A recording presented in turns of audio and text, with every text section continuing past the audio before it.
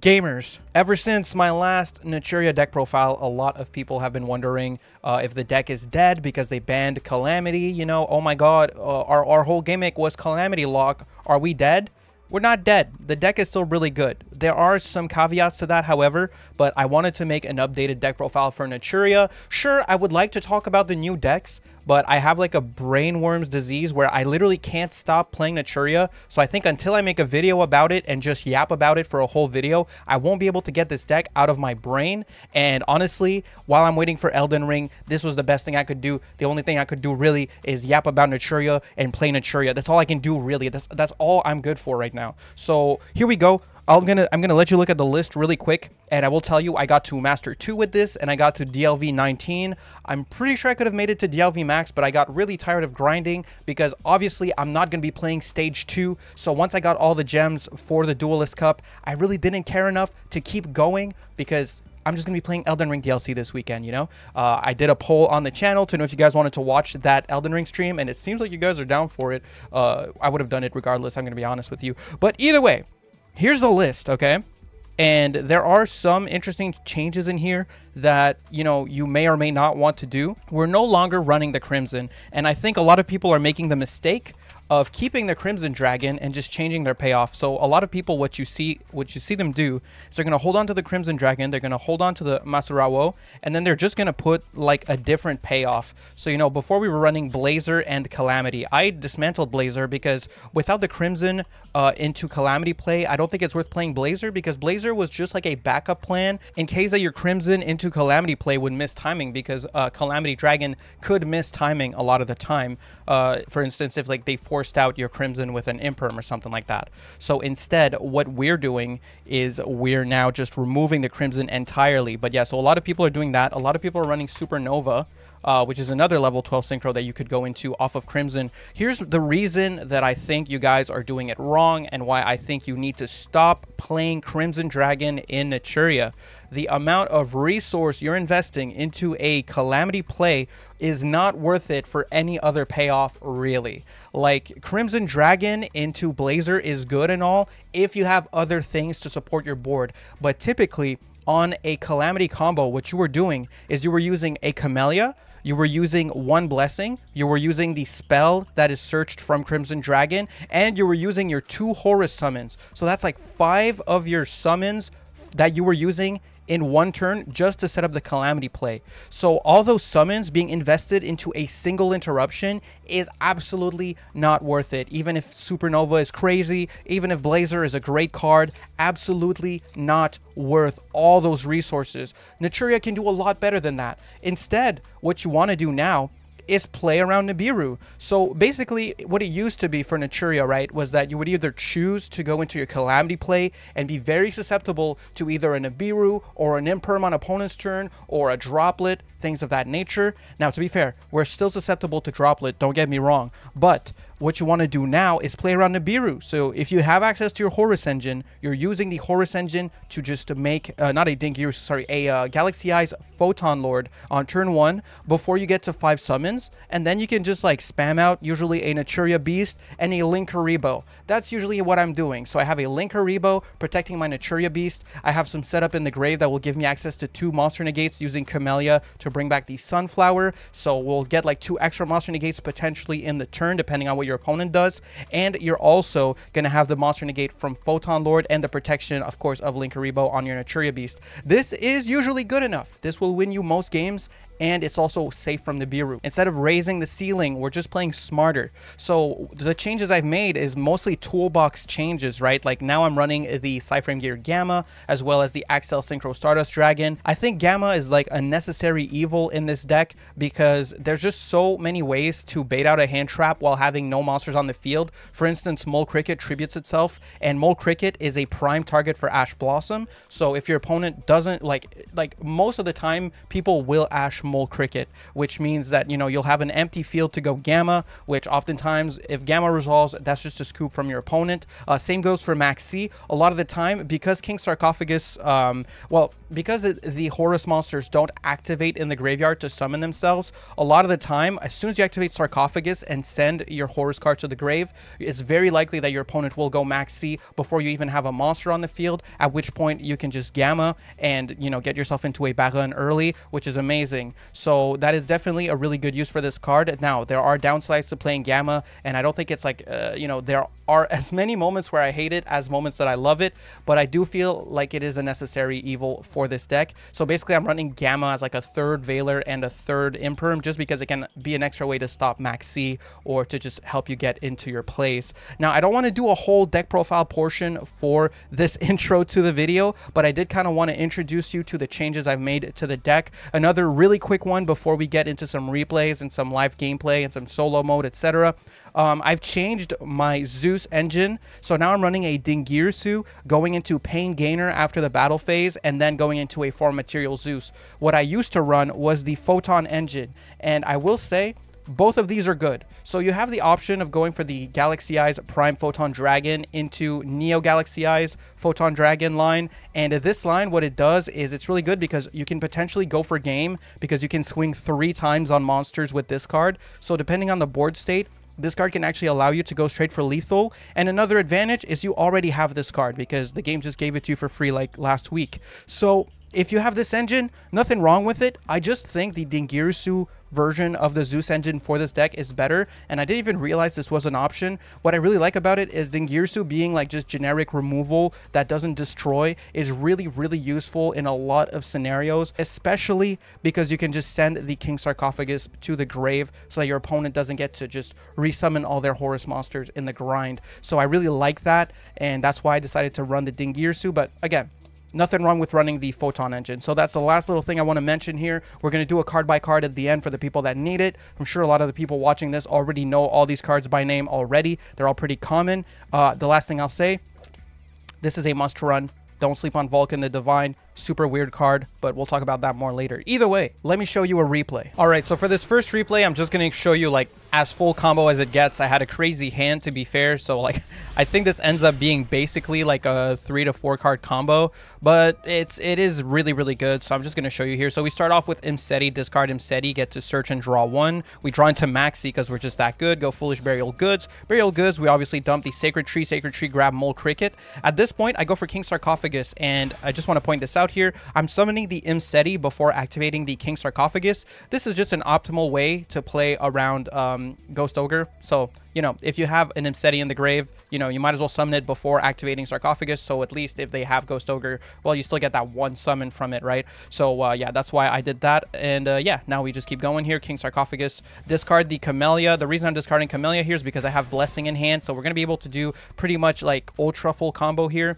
So we're going to use these two, and we make ourselves a Galaxy Eyes Photon Lord. So we're safe from the Biru at this point. Now we can go for Naturia Blessing, bring back the Camellia. Camellia, dump the Sacred Tree yet again, and we're going to grab another Naturia Blessing. Neither of these are once per turn. Now we can go Mole Cricket, and we can use Camellia's effect so that Mole Cricket doesn't tribute itself. Instead, we just mill 2 cards from the top of the deck.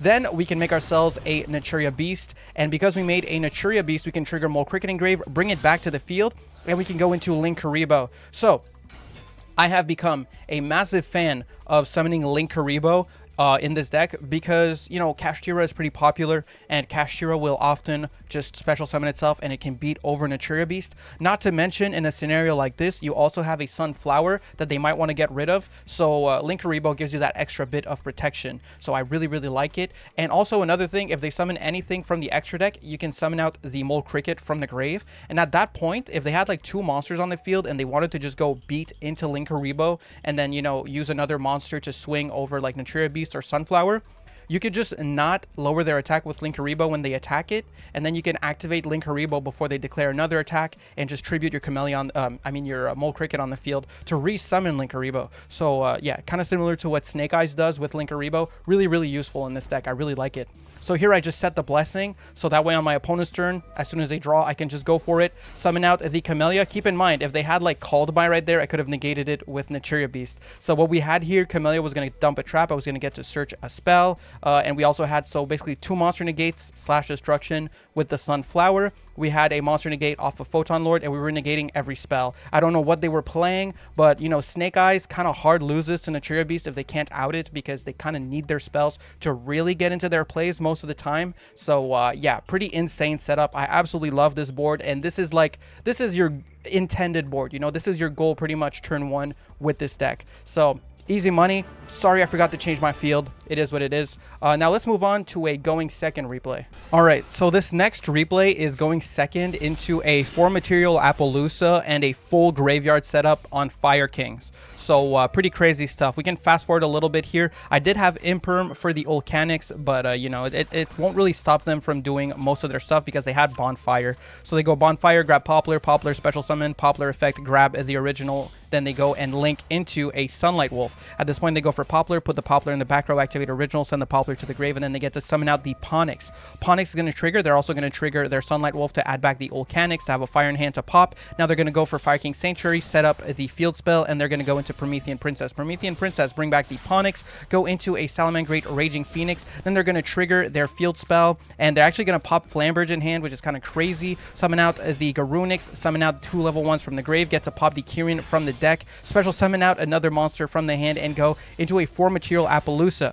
So we have 4 monster negates to contend with here, but I am pretty good. I play this one really well. So first off, I had the call by for the Promethean, which turns off a lot of their graveyard stuff, but not all of it, because if I pop any fire monster, they will get to trigger Garunix, which will allow them to like get into setting up a monster negate and other stuff, and potentially even a board wipe, because they can easily get 2 level 8s on the field off of just Garunix proccing in the grave. So I have to be careful, basically, to bait out the Appaloosa negate and then chain another card to it that's more important.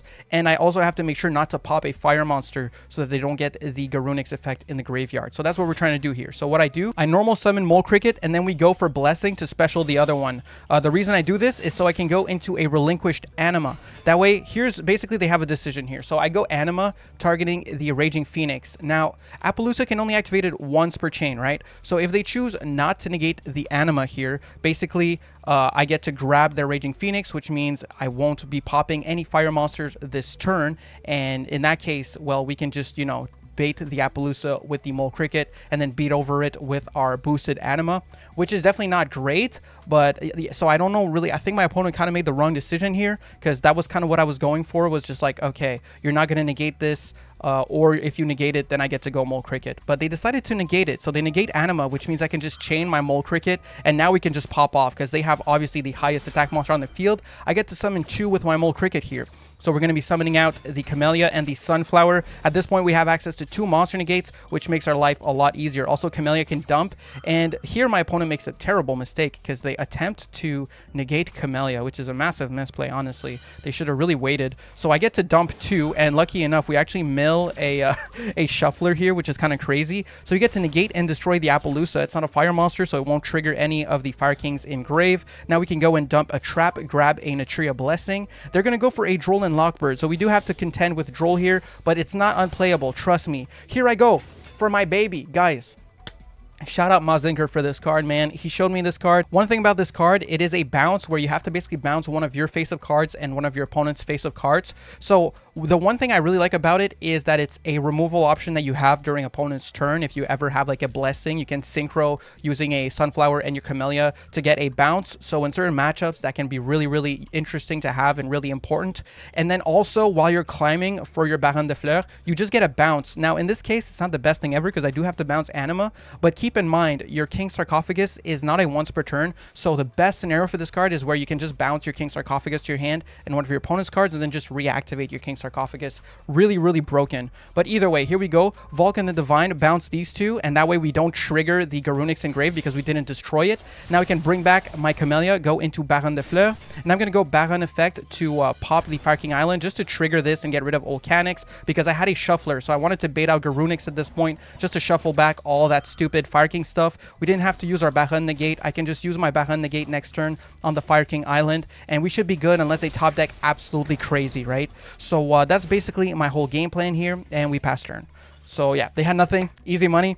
I just wanted to show that because I feel like I played it really, really well, and I just kind of want to show you different interesting interactions you have into the Fire King matchup. I thought that was a really good replay just to show that. All right, and it's been a while we haven't done live gameplay, so this is Master 2. We'll try to do some live gameplay for the deck because I often don't do that in my videos recently. I kind of prefer going to solo mode a lot of the time because it makes it easier to talk while I'm playing.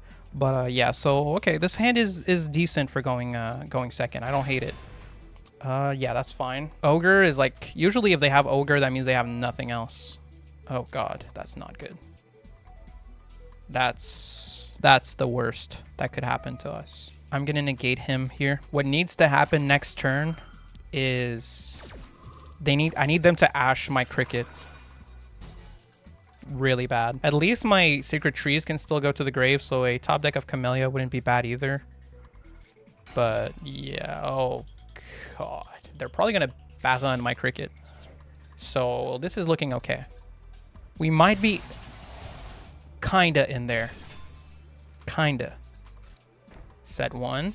If you there's no way you had 2 copies of the trap in your deck. We're fine. That's atrocious. Yeah, I was actually going to talk about this in the card by card portion of this video. So if this is my duel and I lose, I'm just going to keep it as a live gameplay, because this is like the big downside I'm seeing right now for playing Naturia this format that I wanted to talk about. Basically, okay, we're just going to play here, but yeah, because I think they're going to negate Mole Cricket, and I'll at least get rid of Baron here. So let's go Mole Cricket effect. Pretty sure they just negate that.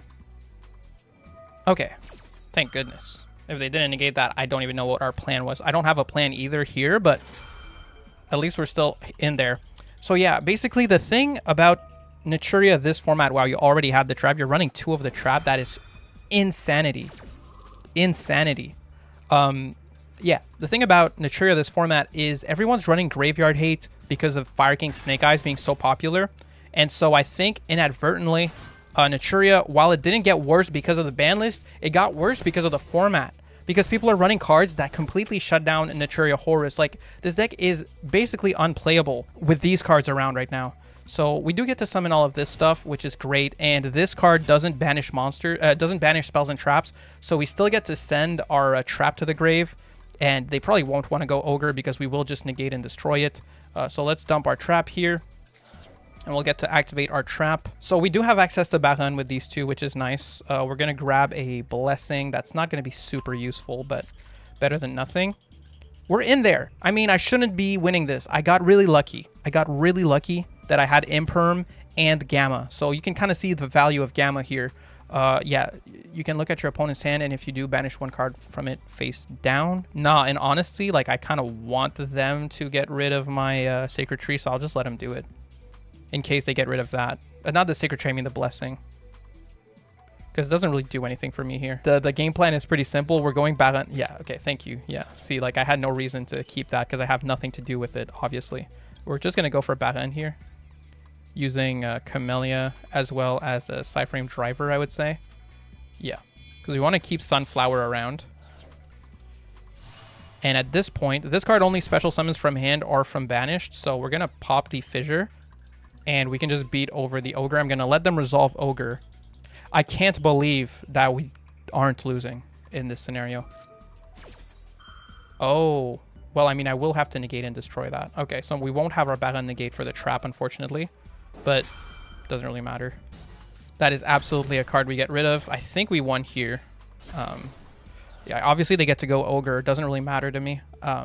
Not really a big deal at all. So Ogre time. Yeah. Maxi, Imseti, Gamma, Camellia, Imseti again. Like, I don't care about whichever one you want to banish here. You probably should banish the Max... I don't even know. You probably want me to top deck Maxi here. Okay, what did you go for? Another Camellia? Fair enough. That makes sense. So here, let's go to battle.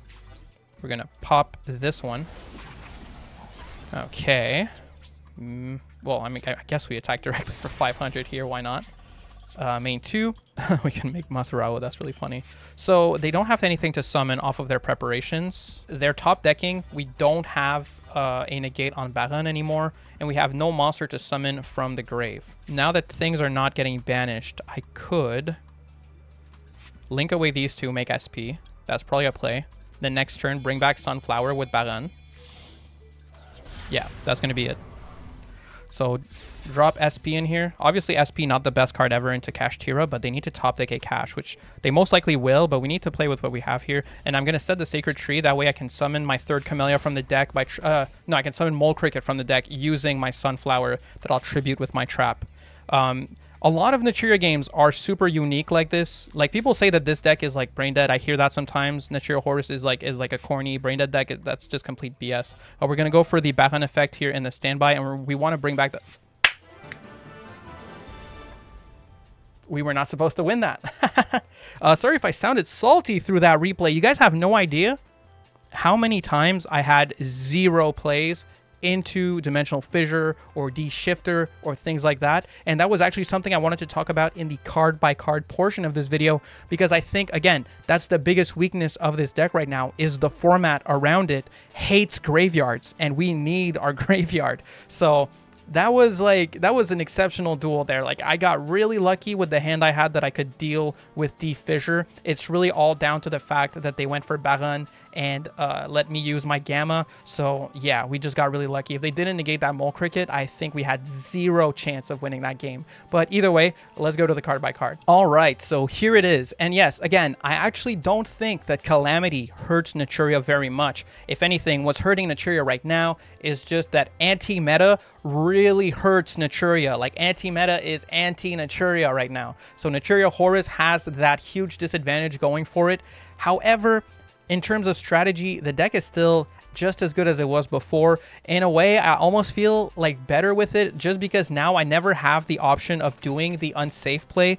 Calamity was like a tempting, you know, kind of one of those situations where you have like a devil on one shoulder and an angel on the other. Calamity was kind of just tempting you, like, oh, go for the unsafe play into Nibiru, play into Imperm, go for the lock. Now I don't have that conundrum anymore. I'm basically, every time I have Horus and Naturia access, I'm going for the Photon Lord and then doing my Naturia combo, as you guys saw in that first replay. If I only have Horus Engine, I'm going into Zombie Vampire so that I can potentially and most likely get into my Naturia cards with either a Mole Cricket or a Camellia.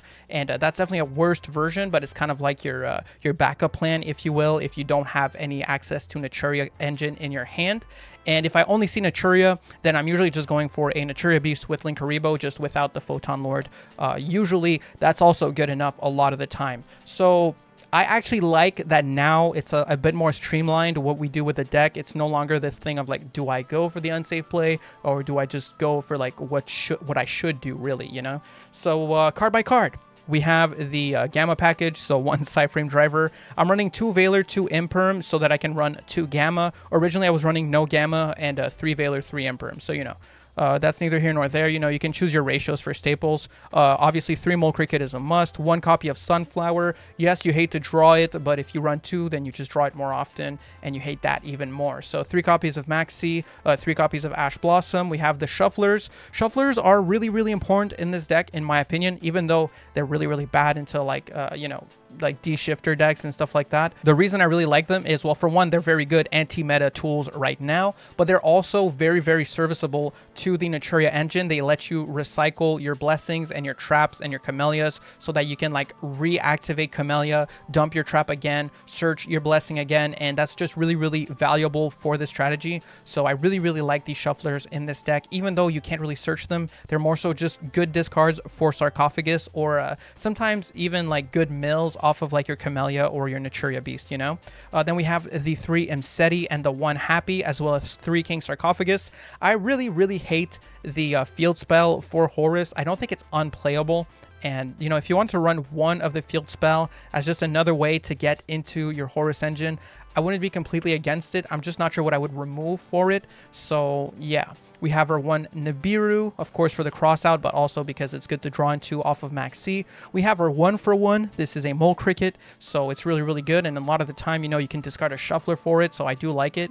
We have our Foolish Burial Goods to dump the trap that searches. 3 copies of Sark, as I already said. 2 Called By, 1 Crossout. Triple Blessing, which is like your main search target off of Sacred Tree. 2 Imperm, and the 3 Sacred Tree, of course. For the extra deck, we have our Naturia Beast, and this is a really good anti-meta option right now. now. Not a ton of people are on Droplet. One of the cards actually that I hate the most when playing Naturia is Super Poly, because a lot of the time people can like grab, oh whoops, people can grab one of your Mole Crickets as well as your Naturia Beast and make a Garura, and we can't respond with Naturia Beast to Super Poly, so that's really annoying. Obviously, it's just a reality of the game. It's still really, really good. It's good into Snake Eyes. It's actually good into Stun decks too, which run a lot of spell cards. So yeah, Naturia Beast going first is kind of insane.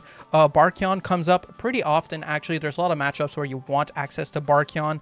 When you're trying to dismantle a Labyrinth board, it's not like the best card ever, and this card does not solo Labyrinth by any means because they have huge bodies to deal with it, but it can help a lot. Then we have the Vulcan. This is a kind of niche option, but I really highly recommend running Vulcan. I think this removal option in this deck makes way too much sense, especially since oftentimes on turn 2, while you're climbing into Baronne de Fleurs, you can just bounce your King Sarcophagus, remove a card from the field, and then go into Baronne and remove another card. So it's really, really nice for that. Then we have, of course, the Charge Warrior. Oftentimes, when you're going first, you might get scenarios where you can actually climb into Baronne, and at that point, I really recommend just going to start as Charge Warrior, get a free draw. This can be access to your King Sarcophagus or Imseti, which is really, really useful. And yeah, it's really hand dependent, but oftentimes, like if you have like Camellia, a Blessing, and a Cricket, you can usually get to a Baronne de Fleurs and a Naturia Beast, depending on the scenario, or if you have a trap to pop with Baronne, especially also.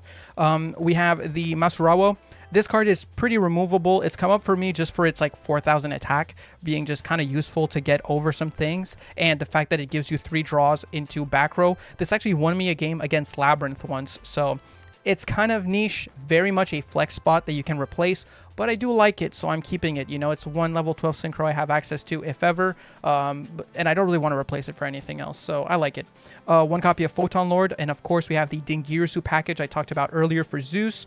We have our Vampire Lord to save us, and Royal, by the way, beautiful, Royal, by the way, very nice. And of course, for the links, we have Linkuriboh. Anima is a great option. It's just really, really useful, so I love having Anima in this deck. It's won me a good amount of games, as you guys saw in that replay earlier against Fire King.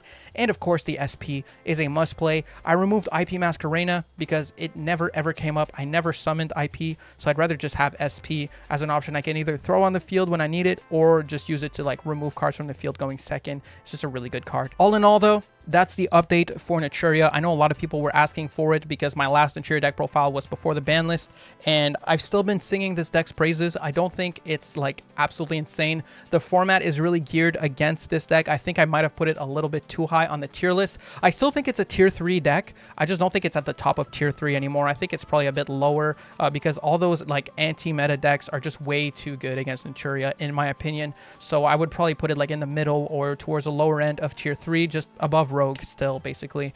Yeah, so I still think this deck is great. If you guys like Naturia, try out this build. It should be a lot better than whatever Crimson strategy that you're going for right now. This is still a very competent deck, and I really like it. So thank you. And yeah, oh, by the way, tune in Friday. We're going to stream the Elden Ring DLC. We're going to stream it. Tune in Friday. All right, peace.